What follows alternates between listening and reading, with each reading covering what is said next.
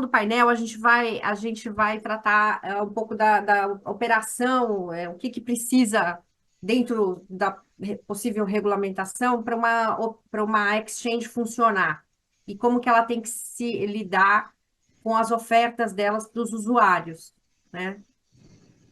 Então, para esse painel, eu tenho o prazer de chamar aqui a Juliana Felipe, que é a head aqui da Paxos no Brasil, o Ibiaçu Caetano, que é CFO do Bitbank, e o Daniel Paiva Gomes, que já foi citado no painel anterior, advogado, e que é super especialista também no assunto, tem livro escrito e tudo mais. Mas eu vou pedir para que cada um de vocês se apresente e conte um pouco o que vocês estão fazendo, melhor do que eu falar. Vamos lá, vamos começar pelas damas, Juliana. Obrigada, Cláudia, um prazer estar aqui com você, sabe que eu admiro pra caramba o seu trabalho. Um overview, né? Hoje eu lidero a operação da Paxos no Brasil. A Paxos ela é a empresa mais regulada globalmente em infraestrutura de blockchain, tendo basicamente Crypto as a Service e stablecoins, né, com grandes players como Nubank, PayPal e outros players de mercado.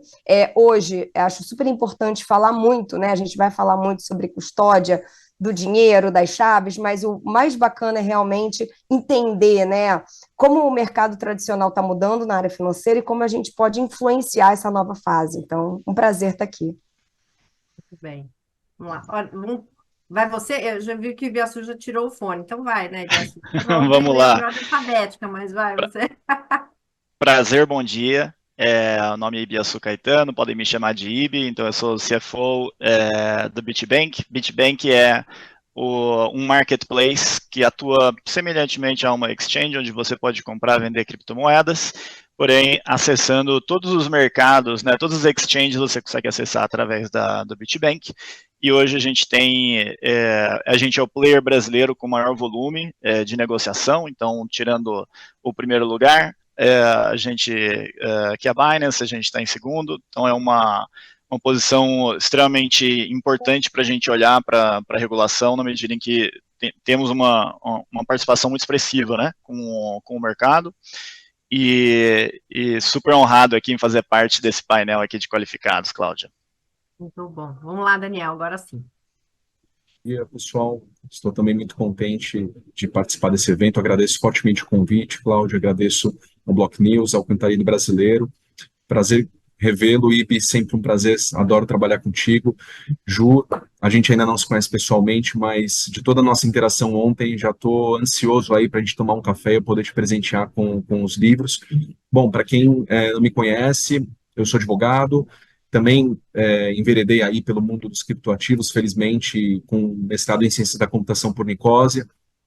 Sou sócio responsável pela área de Digital Assets junto com o meu irmão Eduardo, aqui no escritório Vieira Drigo Vasconcelos e Paiva Gomes Advogados, conselheiro da Bcrypto e autor desses dois livros que a Cláudia estava se referindo, o Bitcoin, a tributação de criptomoedas, e o Criptoativos, Tokenização, Blockchain, Metaverso, aspectos filosóficos, tecnológicos, jurídicos e econômicos, ambos publicados pela Thomson Reuters, e esse último que me referi é uma obra coletiva, então eu tive a satisfação aí de coordenar com muitos outros players do mercado que podem, inclusive, estar nos assistindo, então faço questão aqui de fazer esse disclaimer público e agradecer também a Thomson Reuters pelo apoio na publicação. Estou muito contente de estar com vocês e animado para os debates. Muito bom. Bom, eu vou começar aqui perguntando para a Juliana. Deixa eu só falar uma coisa. No painel anterior, você foi meio chamado, Daniel, para falar a questão da custódia. Não sei se você quer falar rapidamente sobre isso, só para. Você foi chamado ali. Recebeu uma menção de honra ali, E né? recebeu uma menção de honra. Então, se você quiser falar rapidamente antes de eu fazer a primeira pergunta desse painel, sinta-se à vontade. Perfeito. Vou, então, agradecer a Renata, uma querida amiga, pela menção. A questão da custódia no Brasil, né, me parece que ela passa por uma tomada de decisão que é um pouco até política. Hoje não há, assim, existem boas práticas, mas ainda não há um consenso global, né? E sem um mercado global, o consenso global quanto a requisitos mínimos de funcionamento seria o desejável, mas existe uma grande controvérsia, por exemplo, uma das principais, é se a atividade de custódia ela pode ser praticada junto com a atividade de corretagem, ou se ela deve ser necessariamente separada em outra empresa do grupo, ou até terceirizada. né? Então, esse é um ponto digno de nota aqui, e eu não vejo hoje uma preferência por um ou outro caminho.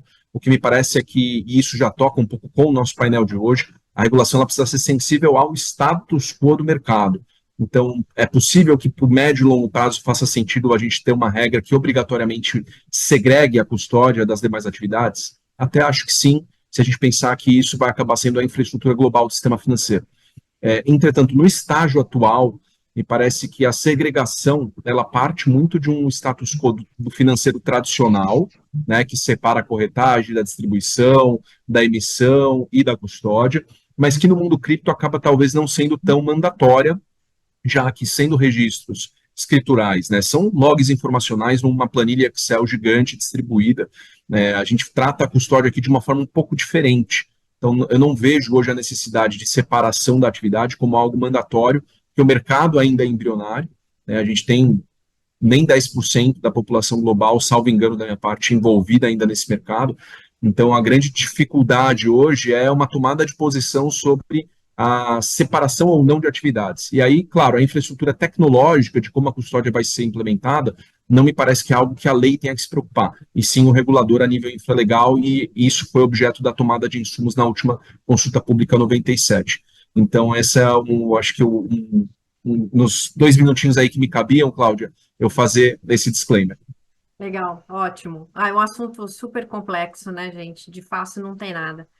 Bom, vamos lá, mas então vamos começar aqui. Bom, o que que eu queria perguntar para vocês? A gente tem aqui a Juliana, que trabalha numa empresa estrangeira, o Igaçu, uma nacional, e o Daniel aí, que é advogado e olha para o mundo inteiro também, mas eu sei que a Bitbank fica de olho aí em tudo. Então, eu queria, assim, se a gente olhar a regulação para a operação das exchanges, o Brasil está andando, está fazendo, a gente está à frente de vários países, mas que proposta de regulação é essa que a gente consegue meio ver ali nas perguntas que o Banco Central está fazendo, e se a gente comparar com outros países, vai ser inovadora a regulamentação ou não? A gente corre o risco dela barrar negócio? E assim, no geral, como que vocês veem isso? É, Juliana, você quer começar?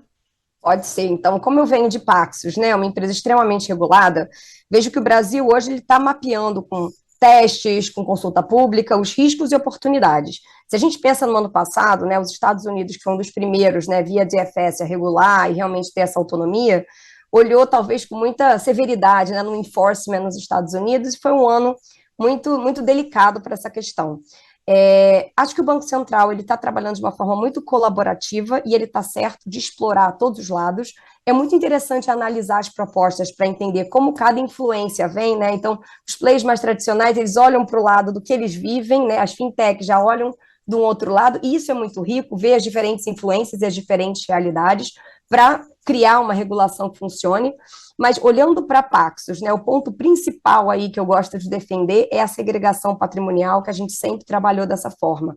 Então, se a gente pensar em todos os pontos colocados, todos são muito relevantes, mas hoje eu vejo que no Brasil não se trabalha tão claramente a segregação patrimonial e é um ponto fundamental para garantir que o ativo esteja disponível para o usuário quando ele quiser, com toda a segurança. Se a gente pensar, né, na parte de custódia e principalmente segregação patrimonial, existem pontos de atenção que devem ser analisados, né? Isso o Banco Central está olhando. Então, claro, a credibilidade do player e todos os processos que eles vão implementar de segurança, e aí vai da parte de governança, segurança de dados, enfim, toda a parte que a gente conhece, a custódia e ter todos os processos para garantir que isso seja assegurado, e principalmente a custódia da chave e a custódia do dinheiro. A custódia do dinheiro, aonde está seu dinheiro, se ele está segregado, e aonde estão as reservas para que você tenha acesso a ele de forma rápida. Se fala muito da cold wallet, se fala muito da hot wallet, mas como isso conecta com a velocidade do usuário, a hora que ele quiser resgatar o seu dinheiro, ele ter. E no final das contas, a gente fala do blockchain por quê? Tem smart contract, é seguro e é rápido, e todos esses pontos têm que ser levados em consideração para, como você mencionou, a gente conseguir ter o equilíbrio de inovação e, com certeza, o equilíbrio de segurança para trazer a adoção. Legal. Daniel, o Banco Central fala sempre, fala que ele está olhando outras legislações, né? Que ele olha muito o Japão, a MiCA aqui da Europa. como que se avalia, então, essa nossa potencial regulamentação com base nas perguntas? Porque ali eu acho que o Banco Central um pouco dá umas dicas do que ele já quer, né? Tem umas perguntas ali que ele já meio que já mostra. Então, como que você vê isso em relação ao exterior? Me parece que o Brasil, a gente não está simplesmente fazendo um copia e cola, né, de benchmarking internacional. Existe certamente uma inspiração muito influenciada pelo MiCA, mas eu diria que não só isso. Acho que o exemplo que você trouxe do Japão é bastante relevante, Singapura também, mas Reino Unido e as diretrizes trazidas pelo FSB, o Financial Stability Board, também me parecem que saltam aos olhos aí quando a gente vê o teor das perguntas realizadas. O Brasil ele tem algumas peculiaridades relacionadas ao escopo daquilo que está compreendido dentro, né, da regulamentação de prestadores de serviços de ativos virtuais. Isso é uma ressalva importante. Às vezes a gente fala a lei cripto, mas ela não é uma lei que disciplina cripto, né, no sentido estrito do termo. A gente não tem menção nenhuma tecnologia, a gente está regulando o prestador, né, o aspecto subjetivo. E ela exclui totalmente do seu âmbito de atuação tokens de utilidade e exclui também security tokens. E é razoável que ela o faça, né? Porque imagina, daqui a pouco a gente ter que ter autorização para que a Simpla ofereça um ingresso tokenizado. Não é esse o objetivo da norma, né? Ela é muito direta ao ponto em relação a instrumentos e aí ativos virtuais, essa é a terminologia utilizada, que sejam meios de pagamento, ou atuem, façam às vezes de meio de pagamento, e de investimento.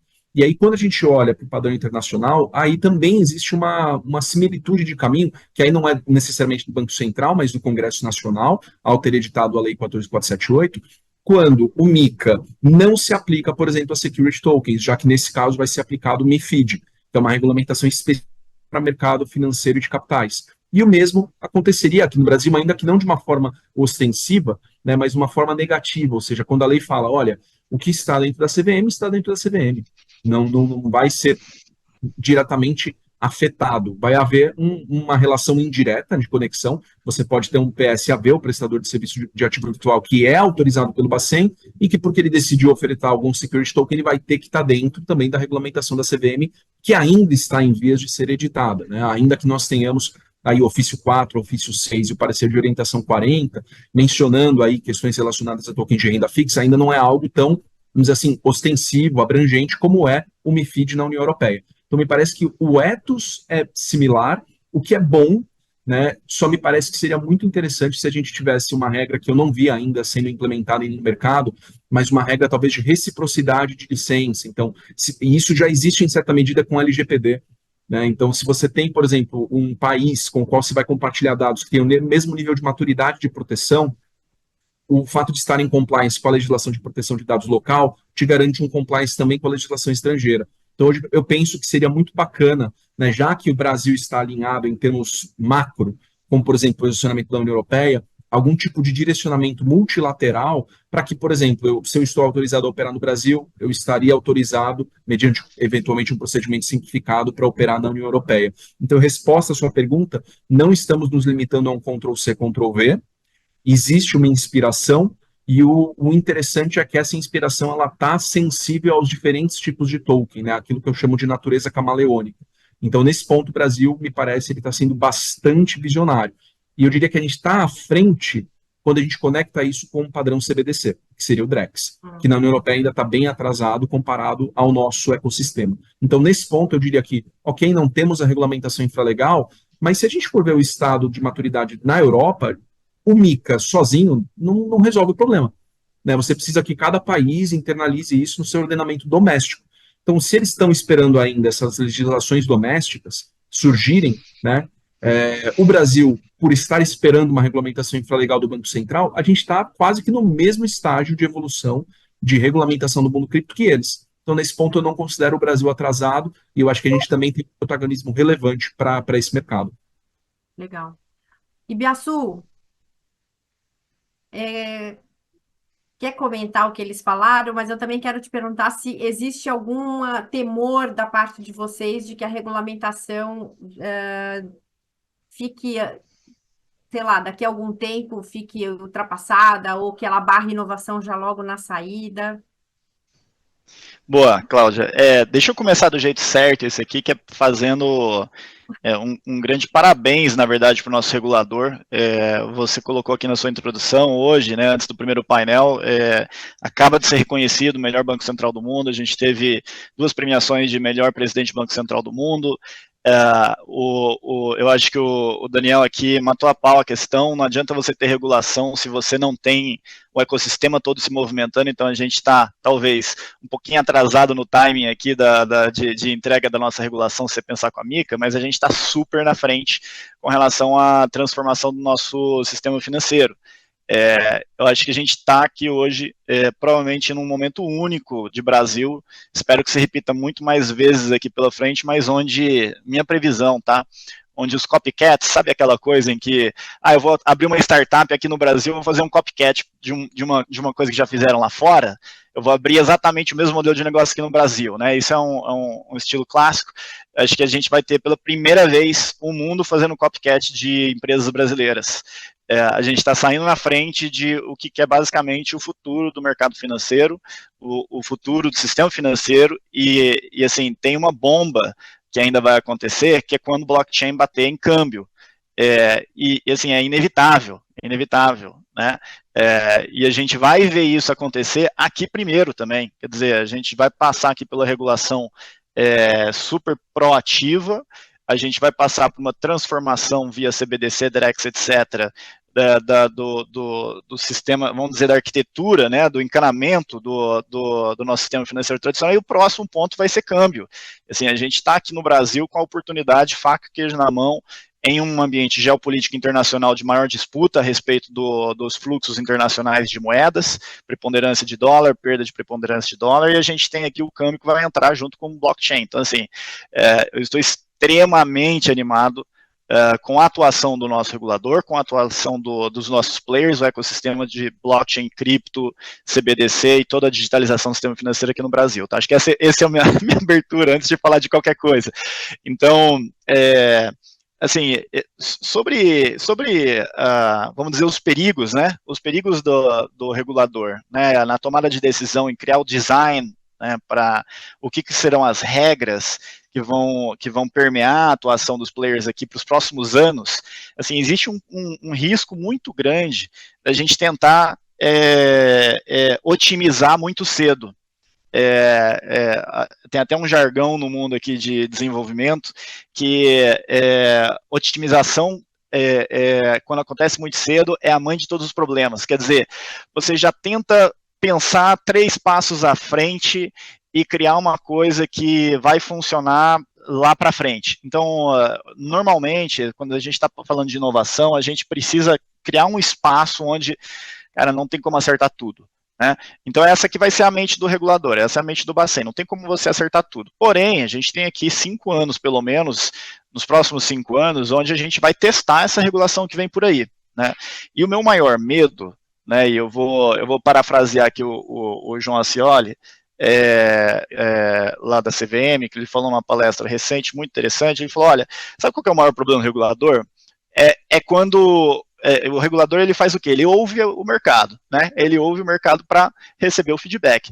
O maior problema do regulador é quando aquela associação de classe não existe, porque ele matou a possibilidade de existência daquele tipo de negócio, daquele modelo de negócio. Quer dizer, se a gente cria uma regulação aqui do jeito errado, a gente mata um pedaço da economia que não existe, não tem representante e não vai aparecer em nenhuma reunião com o regulador para falar, porque ele não existe. Né? Então, essa aqui é o maior risco da regulação. Né? E aí, para encaminhar aqui, eu acho que assim, poxa, vamos pensar nas coisas boas, né? Então, assim, regulação, né? Para que serve esse negócio? Né? Então, é uma forma de você otimizar mercados, né? Uma forma de você organizar mercados e fazer com que eles sirvam para a prosperidade e crescimento econômico do país, né? E no ambiente global também. Então, a regulação, ela tipicamente lida com 2 coisas. Uma, ela lida com riscos, e outra, ela lida com organização do mercado. Então, se você pensar aqui, regulação das telecom lá nos anos 90, mercado novo acabou de surgir, então entra ali o governo, cria lá uma agência, e cria uma regulação para fazer com que os players privados entrassem e criar mercado. Então, aqui é a atuação do regulador em organização, né? Eu tenho muito medo de a gente falar pouco sobre organização do mercado, aqui nesse momento de regulação, e a gente só falar sobre amenizar riscos, tá? E aí eu explico melhor. Risco, está evidente. A gente vem aqui sendo solapado por más práticas de players no mundo cripto. Eu acho que a gente já atingiu uma maturidade hoje, 2024, que a gente não tinha em 2019, não tinha em 2020, então assim, já não é mais o mesmo nível de risco do que era lá atrás, mas a gente precisa lidar com isso. Então, com certeza, segregação patrimonial, regras de custódia, regras de produto, etc., todas essas coisas são extremamente relevantes para trazer aqui um crescimento sustentável do setor. De acordo. Agora, a questão da organização, o que é isso? Assim, hoje a gente tem o mundo financeiro tradicional, o mercado financeiro tradicional, a gente tem o mercado de cripto. A grande divisão, o pessoal até chama de TradFi, Traditional Finance, né, e DeFi, por exemplo, né, que é o que acontece dentro do mundo de cripto. Então, esses dois mundos precisam se conectar. Essa conexão é o que mais pode criar prosperidade e rapidez aqui no desenvolvimento do mercado. Então, para falar de novo, dor do mercado, câmbio, hoje quando um ente cripto tenta falar de câmbio, ele não tem acesso a esse produto, né? A gente tem uma dor danada, né, para ter acesso a esse produto de câmbio, coisa simples. Vira e mexe, a gente ouve que banco XYZ está fechando as portas para um ente cripto, sem desinteresse comercial, né? Ou então, como que a gente conecta os produtos existentes em uma esteira de inovação, onde a regulação ela ajuda, né? Ela dá as mãos, ela fala, olha, aqui são as regras, mas deixa eu te criar essas oportunidades para você entrar. A licença mesmo de VASP aqui, ela deveria ajudar uma corretora a atuar em outros produtos que não só de cripto, porque ela já faz uma atuação muito parecida com o que seria, por exemplo, uma corretagem de valores imobiliários, a licença adicional talvez, né, uma autorização adicional para conseguir fazer com que a VASP ela tenha um modelo de negócio mais sustentável, monetize bem, e ela atue de forma mais integrada dentro do mercado financeiro tradicional, isso aqui é extremamente valioso, né? Então, eu sinto que hoje no debate público, a respeito aqui de regulação, a gente fala muito pouco sobre o valor que pode ser gerado através da regulação, organizando esse mercado, criando as comportas entre o que é cripto e o que é o mundo tradicional, e a gente gasta muito tempo aqui falando de risco, né? Não à toa que a gente está aqui falando de segregação, custódia e tudo mais, né? Mas é curioso isso que você está falando, porque eu estou lembrando aqui das perguntas e realmente é sempre assim, qual é o risco dessas empresas entrarem no sistema financeiro? Como é que a gente faz para... Vai ter que ter um FGC, ela está toda permeada, como é que a gente ameniza risco? Assim, você vê que a gente, é quase assim, a gente está com muito medo de fazer esse negócio, a gente está quase com medo de fazer esse negócio, mas nós vamos fazer, mas a gente está aqui a ter certeza que vai dar tudo certo no final. É, Deixa eu perguntar uma coisa aqui. Você falou uma coisa importante, viu? A sua questão do câmbio. Câmbio é assunto do próximo painel. E isso é uma coisa muito, muito, muito sensível. A gente vai ter aqui a Tatiana, do Pinheiro Neto, e o Sandro, da Associação Brasileira de Bancos Internacionais. Isso aí é uma questão super crucial. Então, no próximo painel, a gente vai falar mais disso. Entrando no detalhe da regulamentação, uma dessas questões ali que estão sendo discutidas, que está em jogo, é a seguinte: a autorização. Então, eu sou uma VASP, como é que vai ser? Eu dou uma autorização para a VASP fazer tudo, ou a VASP pede uma autorização para cada coisa? Juliana, vocês fazem várias coisas, né? Porque vocês não. Todo mundo conhece a Paxos, o dinheirinho Paxos, mas na verdade vocês fazem várias coisas. Então, eu queria escutar de você qual que você acha que seria um ponto interessante nesse sentido, até não sei se existe outro mercado que vocês estão, e depois eu queria também, Daniel, que você comentasse essa questão aqui. E Biaçu Perfeito. também, né? Que também isso aí pega vocês também, né, Biaçu? Porque a ou Bit, se a Bit pega, ela tem uma cara varejo, mas tem um negócio B2B forte por trás. é um bicho diferentinho. Exatamente. Então, hoje a gente é regulado nos Estados Unidos, Emirados Árabes e Singapura. E hoje a gente trabalha, como você mencionou, na custódia das chaves, custódia do dinheiro, Crypto as a Service, a emissão de stablecoins, que até foi deixada para uma segunda rodada, né? Que aí já vem como um outro uso de caso, pareado a ativos reais. O que a gente entende hoje a gente tem que olhar o processo como um todo. O Brasil, ele é muito dinâmico, como já foi posto, então a gente vai precisar entender revisões constantes para que realmente o negócio continue surgindo. O Brasil, como até o IB falou, hoje a gente é celeiro de startups, fintechs, inovação, e realmente a gente tem que olhar como a gente vai diminuir os riscos e manter as oportunidades. Se a gente pensa hoje, né, na segregação, existem 3 pontos, e eu gosto de falar muito no detalhe sobre esse ponto, né? Quando você pensa em segregar os ativos, foi muito falado até no, no painel anterior, os Estados Unidos hoje a gente tem um Trust Charter, que realmente a gente sempre trabalhou com todo o ativo segregado, inclusive o DFS olha para todas as reservas de fundos que a gente tem, que sejam de curto prazo, para garantir que se todo mundo resolver fazer um resgate ao mesmo tempo, isso seja possível. Se a gente olhar para outros países mais inovadores, como Emirados Árabes, e olhando para Singapura, né, olhando para toda a área de APEC, eles estão tentando correr para serem ágeis e conseguir trazer uma regulação clara para abrir mercados e otimizar os resultados que esses usos de casos podem trazer para a economia desses países.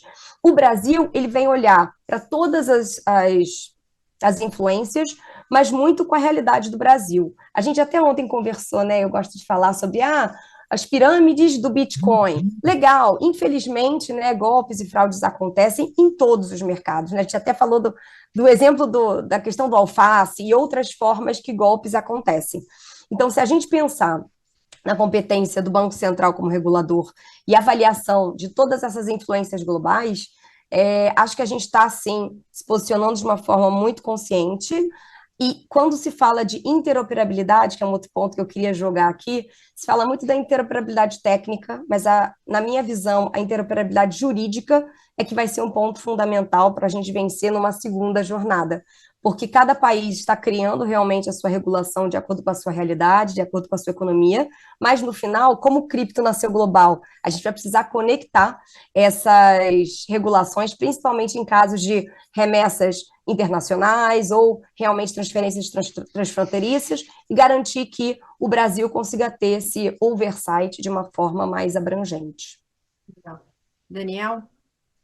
Eu gosto muito desse música para os meus ouvidos, Ju, esse comentário que você colocou da interoperabilidade jurídica, né? Porque senão a gente vai estar forçando dentro de quadrados, círculos, e não vai dar certo, porque de fato hoje você tem, vamos dizer assim, a listagem em uma Nasdaq da vida ou em uma outra bolsa. Quando a gente fala de ativos financeiros tradicionais, a gente está falando realmente de algo que está bem geolocalizado.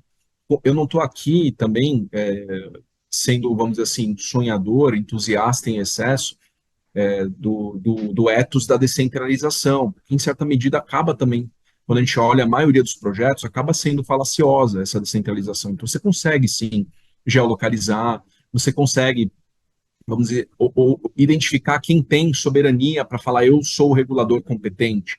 O que falta, me parece, quando a gente pensa nessa interoperabilidade jurídica, e isso pode gerar alguns problemas, essa falta de um standard pode fazer com que medidas unilaterais sejam criadas por estados diferentes e você começa a ter um overlap de regulações.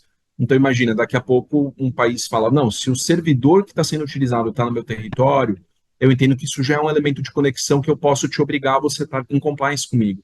Aí o outro vai falar, não, mas você oferece para o meu mercado, então você também tem um elemento de conexão aqui, mas o seu domicílio principal está no terceiro país. Então, você vê, no mercado global, se a gente não tem essa multilateralidade, a gente tem um risco grande de ter problemas. E eu diria que a gente tem uma experiência bacana para se inspirar, que é na parte tributária, né? A tributação internacional, ela já é bem madura na perspectiva, por exemplo, de estándares internacionais como aqueles trazidos pela OCDE. Então, por que foi criado isso? Para impedir a dupla tributação jurídica da renda e do capital. Então, me parece que a gente também tem que se preocupar com a dupla regulação ou o over-regulation por conta de uma ausência de um standard sobre, afinal, qual é o elemento de conexão. Né? Não tenho dúvida de que você atuar em um mercado, mesmo sem presença física lá, já é um elemento de conexão. tanto que a SEC encara dessa forma, quando aplica o Howey Test, a CVM também.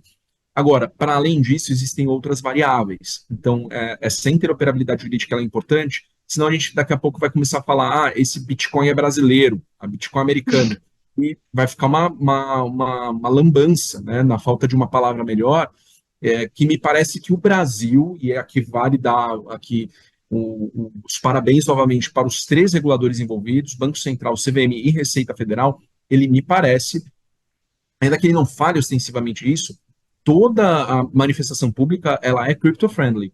É claro que isso não se confunde com tolerar operações fraudulentas. Mas se você vê, por exemplo, diferente de um regulation by enforcement como feito pelo Gary Gensler, chairman da SEC, a CVM, os ofícios, as cartas que ela manda é muito mais em tom de esclarecimento, com base no parecer de orientação 40 e nos ofícios 4 e 6. Ela não sai dando stop order a torto e a direito, diferente do que outros reguladores fazem. E hoje, tá, essa é uma notícia fresquinha, pessoal, então vai sair em primeira mão no evento da Cláudia, da Block News com o Cantarino.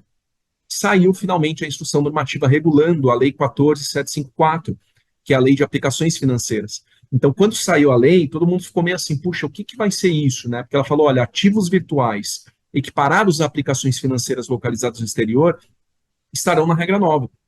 E a Receita Federal, como sempre, muito atenta, né, ao mercado, a Ambecrypto já tinha também trazido algumas considerações, mas ela resolveu de uma forma transparente. O que é a forma transparente? Poxa, o token é um instrumento. Não vamos achar que token é uma coisa igual para tudo, né? O criptoativo não é 100% igual. Eu não vou tratar uma debênture tokenizada igual eu trato um BTC, né? Igual eu trato o Ether.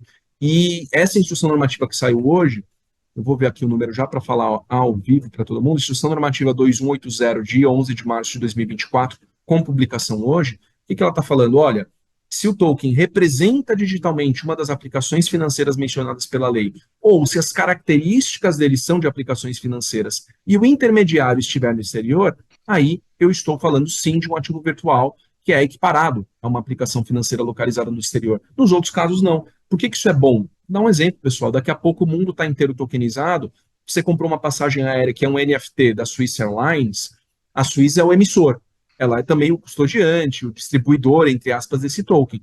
Não é porque eu estou comprando da Swiss Airlines que isso vai ser uma aplicação financeira, né? É como se fosse um voucher para eu consumir um serviço. Então, quando a Receita ela afunilou e falou, olha, tem que ser o ethos, o conteúdo de uma aplicação financeira, o que ela está falando? Substance over form. E isso, assim, é o suprassumo da boa prática regulatória. Então, nesse ponto, eu acho que o Brasil está muito à frente. A gente já está agora conectando como se fossem os 3 reguladores no mesmo arcabouço, né, na mesma premissa de conteúdo sobre a forma. Então, eu sempre gosto de trazer o exemplo do ouro. Né? Se eu tenho ouro numa joia, é uma mercadoria. Né? A CVM não está envolvida nisso. Se eu tenho ouro como ativo financeiro, ele é ativo financeiro, está dentro da CVM e incide IOF. Né? Então, essa perspectiva que olha para o conteúdo, aliada a uma interoperabilidade jurídica, como bem mencionado pela Ju, aí sim eu diria, a gente conseguiu não estrangular a tecnologia. Claro que existe toda uma perspectiva antifraude, né? A gente vai precisar de compliance, KYC, travel rule, porque infelizmente, né, a tecnologia ela é usada para o mal também. O que não pode é o mau uso, que é ínfimo comparado às grandes e boas operações, ele acabar sendo um benchmarking que vai matar a formiga com bazuca. Né? Então, eu gosto de dar um exemplo que poucas pessoas lembram, mas hoje a gente usa pendrive, mídias removíveis, assim como se fosse um direito fundamental, né? Então, take it for granted, mas poucas pessoas lembram que lá atrás a Betamax, antes da Sony lançar o VHS, como a gente conhece, e agora eu lembrei que a gente tem a geração Z que nunca viu um VHS, pessoal, imagina que é tipo um DVD, só que quadradão, enfim, é uma coisa bem old school, mas a Disney, ela processou, ela levou isso para a Suprema Corte Americana, falando, o pessoal está usando para pirataria. E queriam que fosse dada uma stop order para parar de fabricar o Betamax. Se a gente não tivesse a fabricação do Betamax, não ia ter nenhuma mídia removível posterior. Não ia ter CD, DVD, Blu-ray, pendrive. Por quê? Porque tudo isso pode ser usado para pirataria, para fraudar. Né?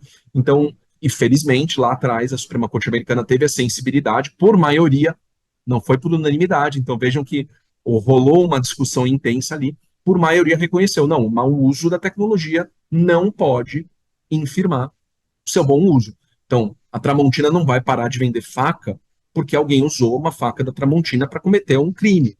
Né? Isso aplica para tudo. Né?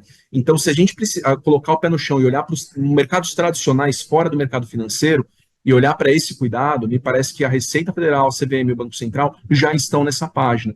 E isso, inclusive, pessoal, eu acho que é bom lembrar, a consulta pública aberta, ela não foi um favor do Banco Central para o mercado, né? Também mostra como o Banco Central está antenado à legislação de liberdade econômica, né, que existe no Brasil, a Lei 13.874. A gente tem um dispositivo explícito ali, que é o artigo 5º, falando, olha, quando você tiver algo, um ato normativo que é de interesse geral de vários agentes econômicos, você tem que ter um estudo de impacto regulatório, uma análise. E nada melhor para fazer essa análise do que colher insumos no mercado. Então, aqui eu reforço também o coro que já foi trazido pelo IBE e pela Ju, de parabenizar o Banco Central do Brasil nesse protagonismo. Legal. Oi, Biaçu, o que vocês acham dessa questão da autorização e licença? Melhor vir ser em bloco, melhor cada um pede o que quer? Esse aqui é um... Eu acho que eu admiro e eu agradeço por eu não estar no pé do regulador, porque que trabalho, hein? Que trabalho regular esse mercado. E aí eu explico, né? Assim, a gente está num mundo onde a tendência é a quebra da verticalização dos serviços. Né? Então, a gente volta 20 anos atrás, o banco faz tudo. Né? Ele faz gestão da conta, ele faz gestão da custódia, ele faz a compensação dentro de casa, ele faz tudo, canal de atendimento, tudo, 100% tudo. Né? E a gente agora está aqui em 2024, onde eu, player, quero fazer só essa pontinha aqui. Né? Então, eu não quero fazer todo o resto, deixa os outros fazerem. Né? Então, é o que no jargão aqui de finanças descentralizadas, de DeFi, né, eles chamam isso aqui de composability. Né? Composability é essa ideia de que você consegue oferecer só um serviçozinho pequeno, né, e outros entes do mercado pegam aquele serviço e montam um produto diferente. Então, assim, o regulador, acho que ele tinha uma facilidade maior de estabelecer regras, né, autorização, etc., quando o player, ele fazia tudo. Né? Então ele fala assim, ó, opa, você que faz tudo, você vai ter que ter uma licença aqui full-fledged, né? Você quer ser banco? Ah, pô, beleza, banco tem que fazer uma porrada de coisa aqui, então vou colocar a barra lá em cima. Aí ele entra agora aqui no mundo de cripto, onde tem um que eu só quero tokenizar, eu não quero nem ser o emissor, eu só quero fazer a parte da tokenização. Eu sou um tokenizador? Não sei. O outro, ele quer só pagar pelo serviço, pegar e estruturar a operação. Talvez esse aqui é o tokenizador. Eu vou colocar o caso da Bit. A gente é um serviço de marketplace, no sentido de que a gente traz a liquidez de várias fontes distintas e a gente coloca isso aqui para os nossos clientes. Eu sou uma exchange, então existe uma dificuldade gigantesca da gente conseguir trazer caixinhas, assim, a não ser que você gastou 3 anos conversando com todos os entes do mercado e o melhor que você pode é regular para hoje e não para amanhã, porque vai surgir alguém fazendo uma coisa diferente, é absolutamente impossível criar uma regulação que atenda todos os modelos de negócio distintos. Isso aqui é muito difícil.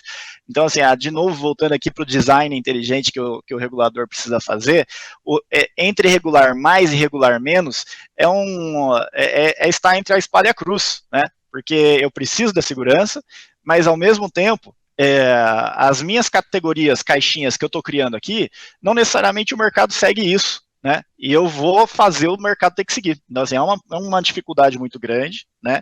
Então, acho que assim, a palavra,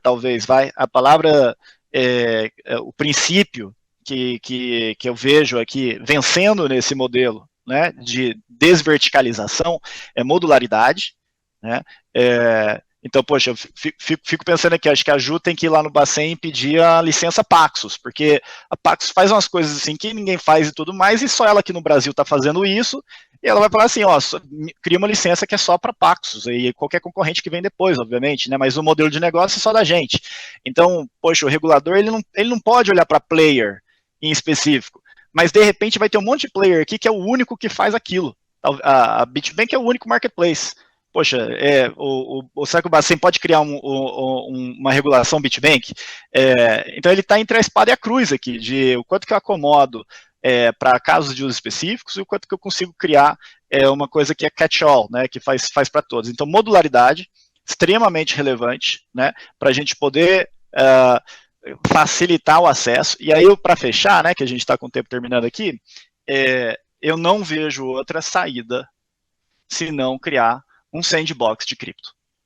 Não vejo outra saída. Porque Como assim, sandbox de cripto? O que é isso?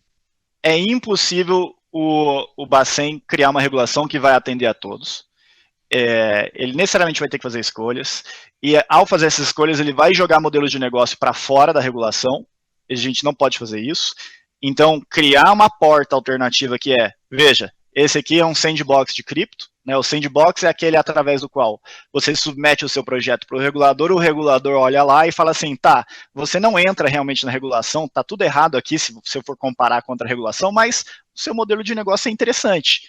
Eu quero ver ele rodar. Então, vamos bater um papo aqui de forma mensal, trimestral, eu te acompanho, vejo o que você está fazendo, e essa aqui é a forma de acomodar os modelos de negócios que são divergentes do que o Bacen vai criar. Então, assim, regulação, e alternativa à regulação, sandbox regulatório voltado para cripto. Sem o sandbox, eu vejo que a gente vai deixar muita associação de classe daqui 5 anos não existir, sabe? Basicamente isso que vai acontecer. Deixa eu até falar, se alguém quiser mandar pergunta, pode mandar, mas tem que mandar rapidinho, porque como o Ibiaçu falou, a gente já está terminando aqui, mas eu queria fazer mais uma pergunta sobre um ponto que eu achei curioso também na regulação ali, na consulta, que o BC pergunta assim, a gente tem que colocar as regras de como é que a exchange, a VASP, ela vai escolher e oferecer a cripto. Então, assim, não é qualquer uma, assim, vai ter regra, assim, ela tem que ter, sei lá, um valor X de mercado, a gente tem que saber quem é que criou. É o caso de chegar nesse detalhamento, Ibiaçu, ou fazer uma regra geral, enfim, temos que chegar a isso? Esse é um caso extremamente difícil, né? Então eu espero que a gente tente seguir o princípio aqui de o conteúdo sobre a forma, como o Daniel já levantou, onde talvez exista do lado da exchange o ônus de due diligence prévia, um ônus de verificação se o ativo ele é um ativo bom ou não, né? Então, assim, toda vez que você cria uma regra, só pode listar ativo com essa cara. Eu vou te trazer 200 exceções que eram muito boas e que a forma passou por cima do conteúdo e você não pôde listar. Então, eu acho que, assim, liberdade econômica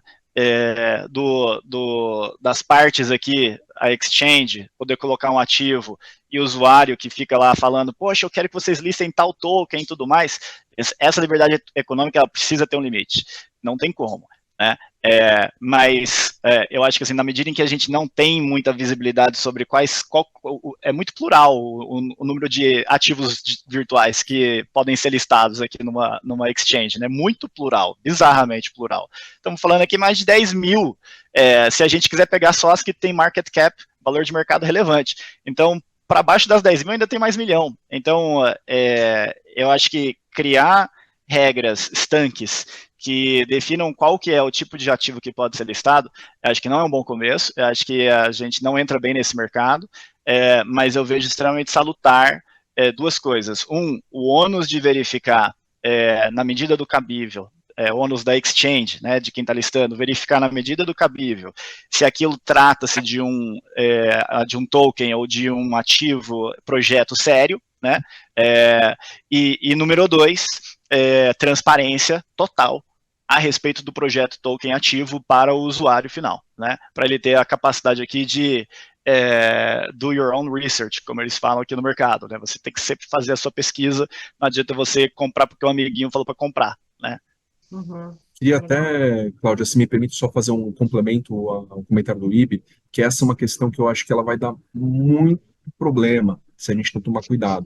Quando teve o crash da Luna, houve um movimento que eu discordo totalmente, né, especialmente diante da ausência de previsão explícita sobre o tema, de as pessoas que foram prejudicadas, e todos que eram holders foram prejudicados, né, como elas não conseguiriam acionar judicialmente, né, a própria Terra Labs, né, começaram a acionar as exchanges no Brasil. Eu não vejo isso com bons olhos, tá? Porque você está indo, na verdade, na contramão do your own research, né? Começa por aí. Agora, se a gente começa a falar, não, então a corretora ela é liable, ela é responsável, em absoluto, ela pode listar o que ela quiser, mas ela é liable por isso. Peraí, então eu estou extirpando do mercado todos esses tokens de market cap bem baixo, a exemplo das meme coins. Então, na verdade, eu vou por uma abordagem mais, talvez até paternalista, de considerar o usuário quase que um incapaz. Eu gero medo no intermediário que fala, eu não vou listar tokens mais desconhecidos, eu não vou listar meme coins, porque a meme coin pode estar sujeita a um rug pull, e se tiver um rug pull, eu que vou ter que arcar com isso. Então, você está fazendo o usuário brasileiro não ter acesso a esses ativos.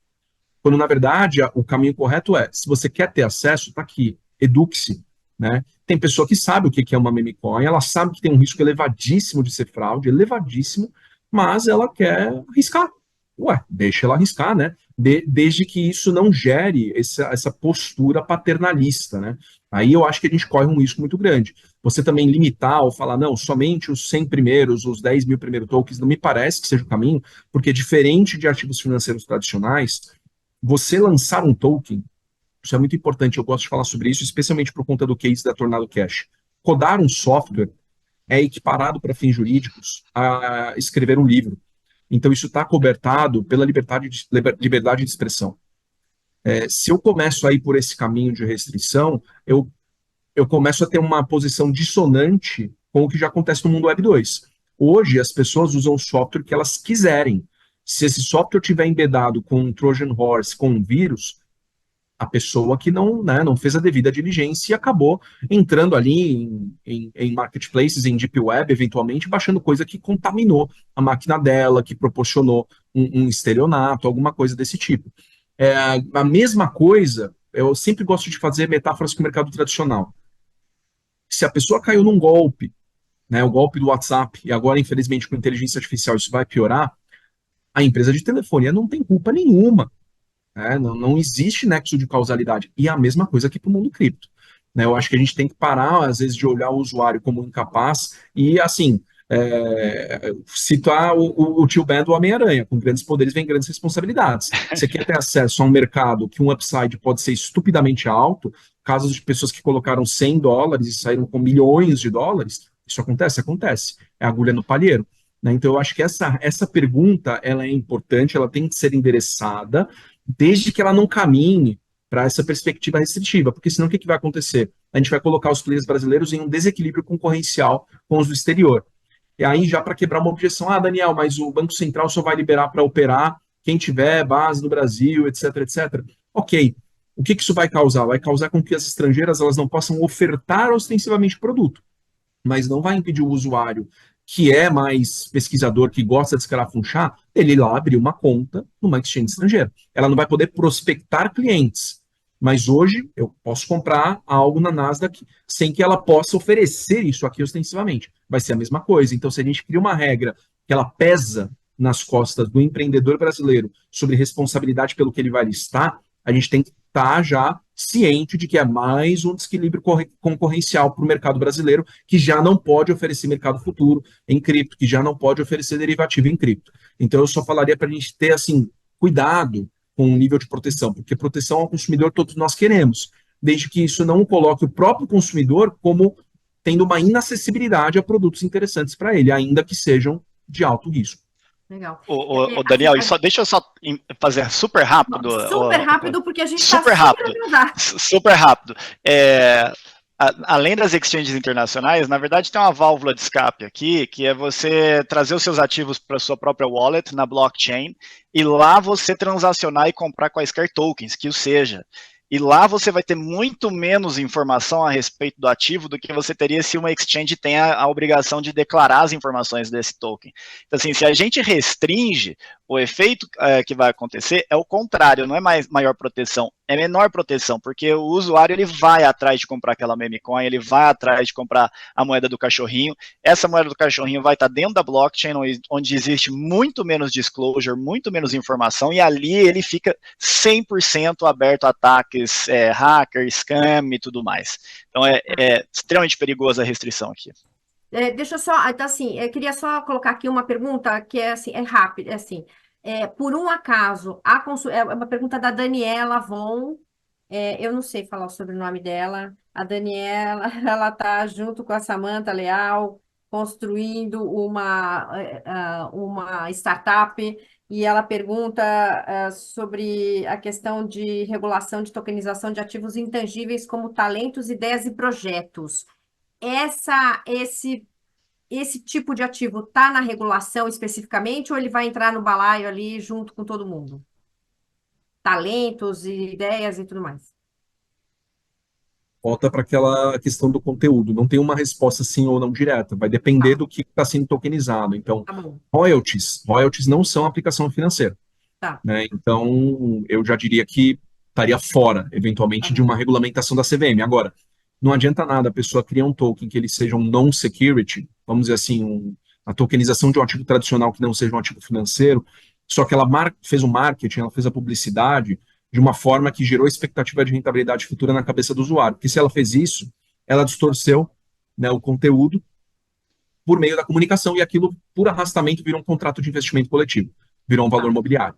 Né? Então, o foco tem que ser sempre então na função naquilo que está sendo oferecido. Ah, é um creator, são royalties, é propriedade intelectual, para você não cair na regulação, porque a comunicação pode distorcer.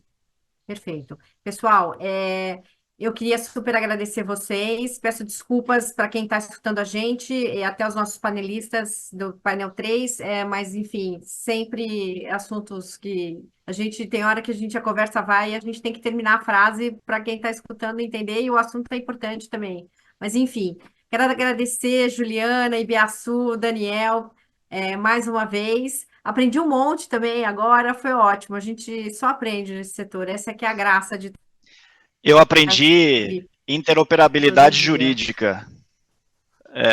Essa eu levo comigo. Ah, também, super chique, achei isso. Vou começar a usar. Achei chique também.